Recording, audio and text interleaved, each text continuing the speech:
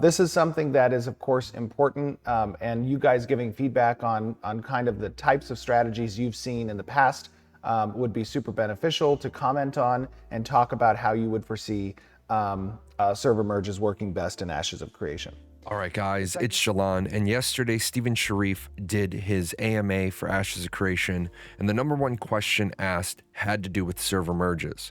So I'm really concerned, I'm really worried. Let me tell you why, and then let me get your feedback. So before we start talking about it, the Ashes of Creation server stats are that at launch, they plan on having 8,000 to 10,000 active players per server. But they also plan on having 15,000 players assigned at launch. Now, this is one thing that I would like people to comment on. Do you think this is a bad ratio of assigned to active? Is Intrepid making a mistake right here where they're going to have queues and lose a lot of their player base? Now, the other thing, they plan on growing up to 50,000 assigned as time goes on. Now, we all know that you need to have queues on an MMORPG launch, otherwise the servers die, and since this is the server merge video, we want to avoid that. Now, for those of you that aren't aware, Intrepid Studios is doing a pre-registration for Ashes of Creation. What that is guilds will all be assured that they have a slot on the same server. So there's not going to be any situations where on launch day you have guildies that can't get on the server because the server gets locked. As long as they pre-registered, they'll already have a character on that server. This is important because it helps Intrepid balance and smooth out the populations. If you've never seen something like this, talk to people that were present for the Star Wars The Old Republic launch. BioWare used this technique and it worked beautifully. Now, with that said, what I'm going to play for you here is about 3 minutes of Stephen talking about the current plan for the server merges.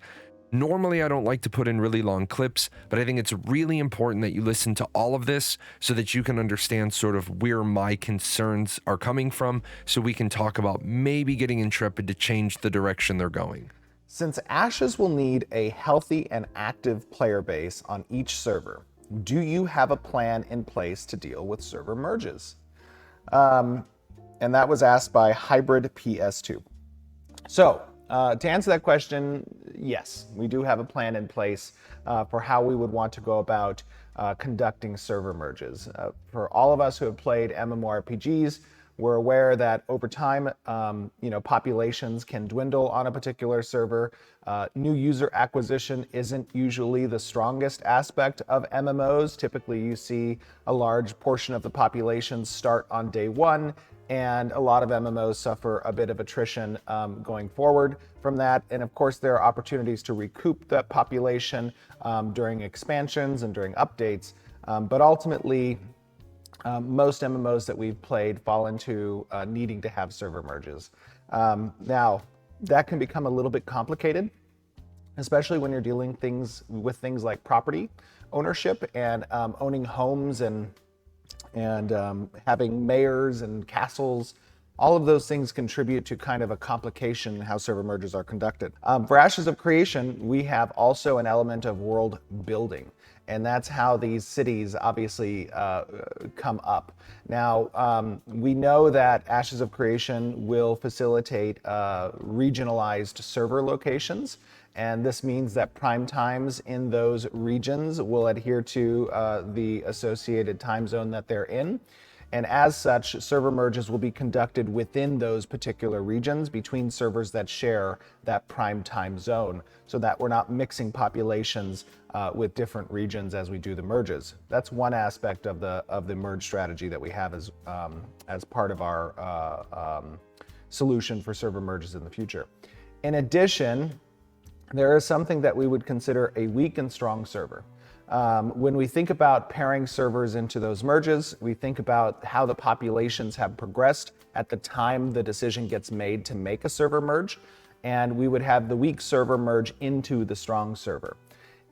Depending on what that means from the player's perspective of things like usernames and the ability to change those names because names are unique on a per server basis, there would be an opportunity for players to make name changes who are coming from the weaker server. And then when it comes to land ownership and property ownership, The weak server that's merging into the strong server, there's two potentials there.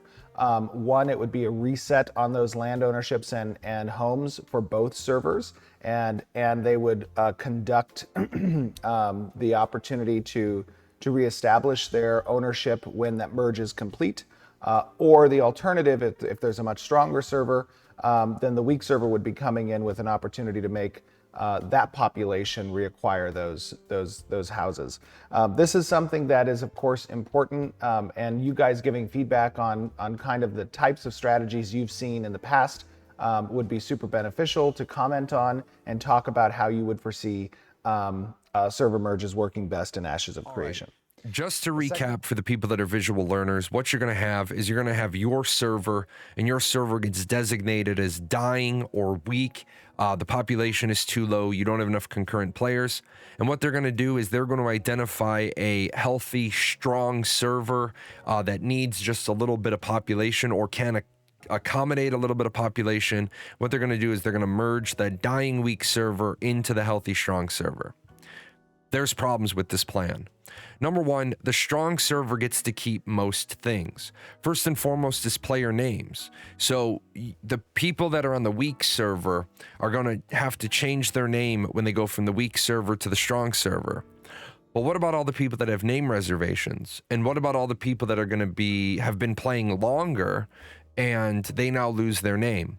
Losing your name is losing your identity. I think this is going to be a really big problem for some people, especially if they find out they've been playing for a year or two and they lost their name to a character that's been playing for 2 weeks. The next thing is property. Now, Steven did mention in that clip 2 different plans. Number one, it would be a reset on land ownership for both groups. I think this is horrible no matter which way you slice this. The people on the strong server having their land ownership vulnerable all because you want to move new people onto the server, that's bad for them, and that's the healthy strong group. The other plan is that the weak server would come in with the opportunity to reacquire. That's fair because they're on the dying server, but I don't think you're going to make a lot of people happy with that. The castles would remain under the control of the current ruling monarchs. The development, the world development, the story, the world events that have happened, all of those will have played out. So those joining members may never really feel like they've influenced the new server because they're just sort of Johnny-come-lately.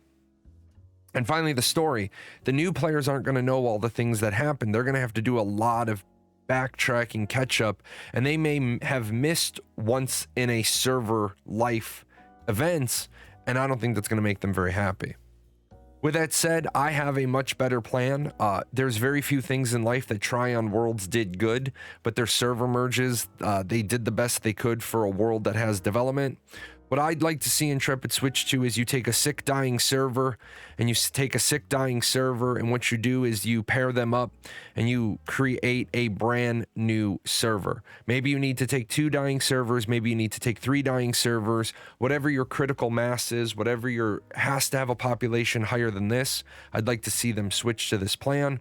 And here's why. The benefits of this plan is that there are no second-class citizens. Remember, every player should be treated the same. So you're not going to have one group joining in. You're going to have everyone starting over. You're going to have names can then be prioritized by package and the character creation date. So if I had my name reserved and I've been playing for 2 years and I'm joining a server that has another character with my name, I keep the name because I had it as a name pre-registration. Everyone then needs to rebuild nodes. They need to rebuild their homes. What you can do is that the freehold blueprints can just be rolled up and you have to reacquire the materials to build it. Guilds will now have to refight over the castles just like they would on a launch server, a clean server. Everybody will have kept their gear and their level, but now there's going to be a better dynamic of PvP conflict, player agency conflict, as people now grab those critical, crucial resources. It also gives Intrepid the opportunity to possibly change up the guild acquisition on these new servers. This is also going to be the opportunity for a world failure event. If you guys remember Apocalypse, the Battle Royale mode, this was sort of the calamity that forced people to go into the divine gates to go to Sanctus. This would allow Intrepid to build a world-ending event, kind of like what Square Enix did with Final Fantasy XIV 1.0, the Battle of Carteneau. The other thing is that this is an opportunity for a new story. Both groups understand the development of the new server. You're going to have less player loss. And what I mean by that is, if you look at ArcAge as the benchmark, each evolution they did, they lost players. I think Intrepid is running the risk of losing a ton of players when you take everything away from them on this server and try to just jam them in here. Ashes will absolutely lose players off those weaker servers. Losing your server story and then your stuff is a double ouch. Not only are you going to have to go try to figure out a new server that you didn't play on, you lost your house, you're going to lose resources. At that point, a lot of people are going to say, okay, I had a nice run with Ashes. I think it's time to be done. Personally, I believe if we change it up and we take the two servers and we merge them together, yes, we are going to lose players. Absolutely. You will always lose players at that junction. But I think they would retain a significantly higher group of people. And they might actually see players roll onto that server without having to do fresh start servers, because fresh start servers are the doom to all existing servers. But this might be a way to reacquire new players, because now they have a chance to not necessarily be competitive against existing level 50s, but at least they get to experience the world as it develops. Now, maybe I'm totally wrong. Maybe I'm just getting old. Maybe I'm off my rocker. Maybe I'm out of touch. Maybe you feel differently. I would really like you to leave a comment on the video. I'd really love if you share this video around and get people to comment on it. So if we're all right, Intrepid will make a change. I do want to remind you, Intrepid will make changes based on what the player base says. They've done that with daily login rewards. They've done that with root forward animation versus split body. They've made a lot of changes based on player feedback. And the very first clip you saw was Steven asking for feedback. So let's give it to him. So do me a favor, subscribe to the channel, like the video, leave a comment, and let's get some really good feedback over to Intrepid.